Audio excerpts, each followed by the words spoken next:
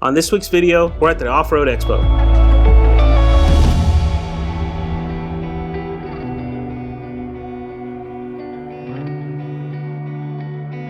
Hey guys, hello, Keep It Dirty Off-Road, and on today's video we're going to take you guys through the Offroad Expo in Pomona here in Southern California. We're going to highlight a few products that we saw at the show that were pretty cool and we're probably going to get ourselves, and we're going to check out some of the builds at the show. So the Offroad Expo is typically held in Pomona, California at the Pomona Fairgrounds. Typically held in late September. And there's also a Phoenix show that's held in October. We try to go to this off-road show every year because it allows us to see what's new in the off-road gear, get deals on gear that we want to get, right? It's the only time of year sometimes that lights and VHF radios and so on go on sale. So we go check it out and try to find a good deal. And then lastly, to get inspired for our builds. There's always really cool builds up at the off-road show and it's worth to check out. Every year, the show has an unofficial theme. A couple years ago, when the Jeep Gladiator came out, there was tons of Gladiators to the show. From overland builds to rock crawlers, there was just tons of them. Over the last couple of years of COVID, popular build has been the Broncos. We've seen a lot of Broncos in the past years, and this year's theme, again unofficially, was pre-runners.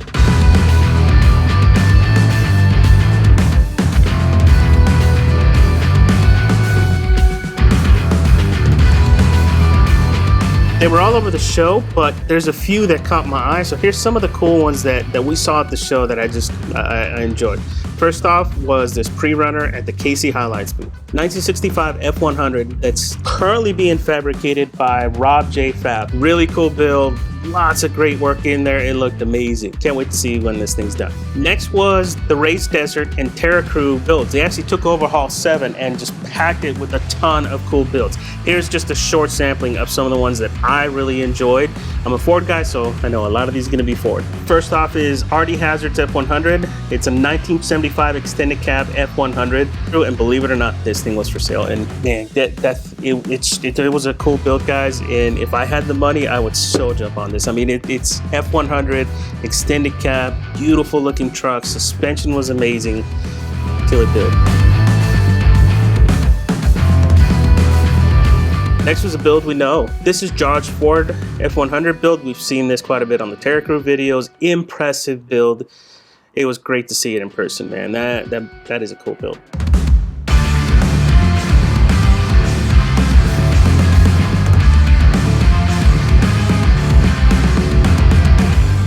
But it wasn't just Fords, right? They had a bunch of Chevys and stuff like that too. But one thing that caught my eye was this long travel 4Runner. Very impressive suspension. It was a little kind of funky though. The shocks are pretty small. I think the biggest shocks on there were like 2.5s. Most of them were 2.0 shocks. But it was a pretty cool build.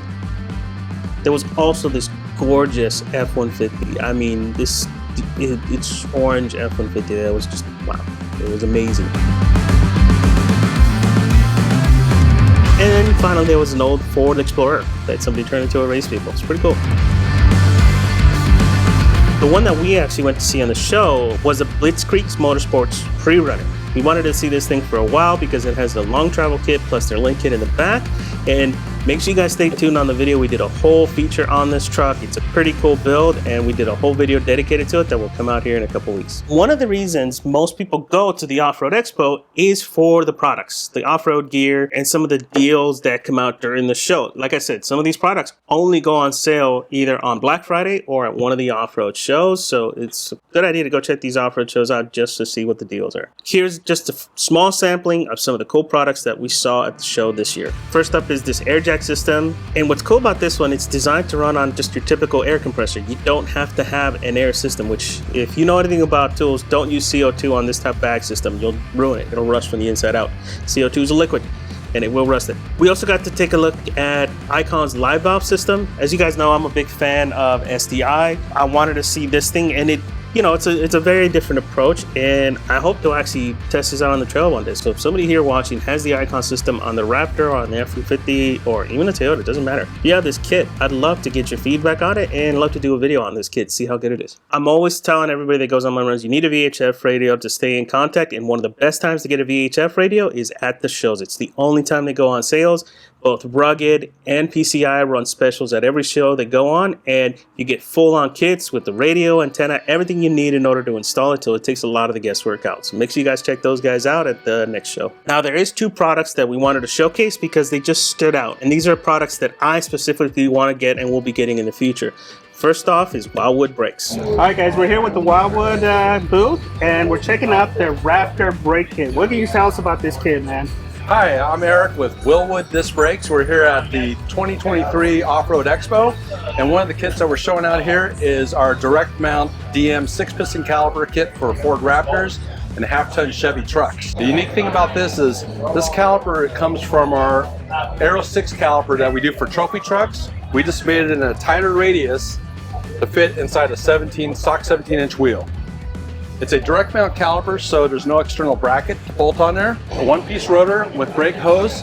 This kit will retail for $17.80, and it'll plug and play, works with the stock hydraulic systems, and you keep your 17-inch wheel. It's the easiest way to prove your braking on a Raptor. And you said 17-inch wheels, right? Because last year you guys were saying 18s.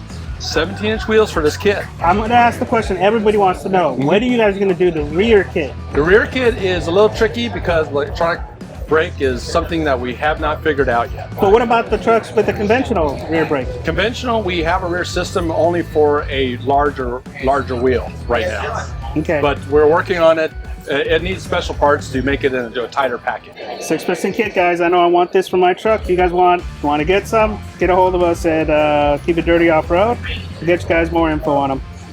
Now, another product that I want to get into is because I'm going to be doing more camping going forward. No, I'm not doing overlanding. I will never be doing overlanding. It's way too fancy for me. You'll never see me on a rooftop tent. I'll fall off that thing. There's a company called Sea Devil that does some pretty cool lights, and I actually wanted to check them out. It looks like some cool products. All right, guys, we got Jake with Sea Devil here to talk about some of their off-road lights. Yeah, what's up, guys? So over here we'll start off with our portable power stations. We got a bunch of different wattages from 300 all the way up to 2,000. We're about $1 a watt is the industry standard, so 300, 500, 1,200, and 2,000 as far as wattages and price goes.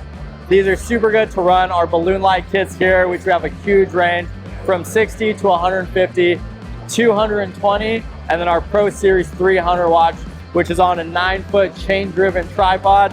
As far as runtime goes, you can run some of the smaller standard series units off of a 300 or 500, and you can get anywhere from 5 to 12 hours with those. When you start getting into the Pro Series balloon light kits, I would recommend doing either a 1,200 or 2,000. With that, you'll get anywhere from 7 to 12 hours, all depending on what setting you have it on. After the balloon lights, we'll walk over to the rechargeable station over here. So we have area lights from 40 to 100 watt. Those will last anywhere from 2.5 to 10 hours. And then we have the work lights here.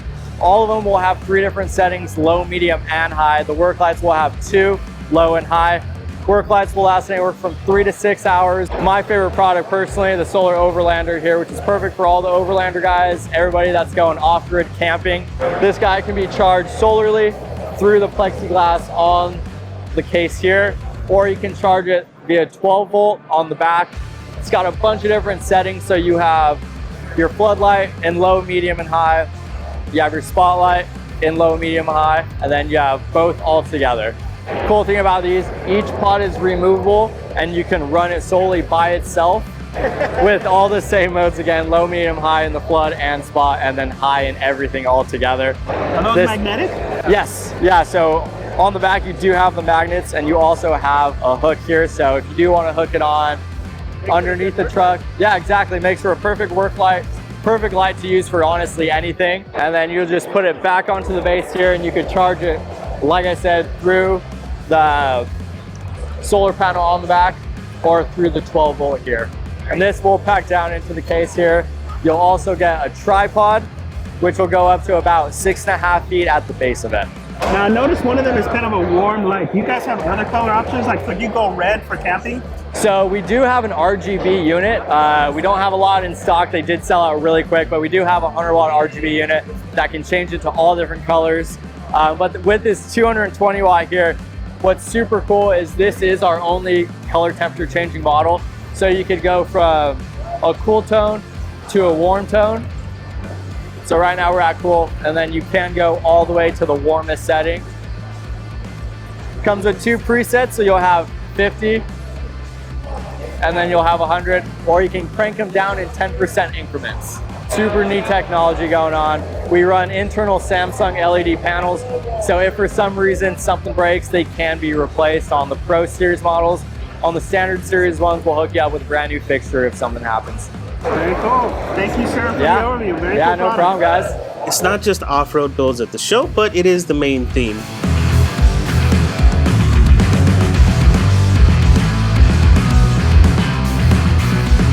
Aside from the pre-runners, something else you see a lot at the Offroad Expo is race teams. There's a few race teams there that will show off their vehicles. They'll sometimes do Baja 500, sometimes does a lot of their meetings, their drivers meetings and all that stuff at the actual show. So it's pretty cool to see some race teams, and you actually get to see some racers there. So if you're a fan of off-road racing, you'll get to meet some of those guys there. You also see some unique builds. There was this really cool blue Blazer that we saw on there on this giant lift kit. I'm a sucker for these old trucks, these old OBS Blazers and Broncos.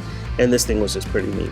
The one that really stuck out to me though is the Defender 110. I'm gonna say, Defender got a leak already, and that's how you know it's legit.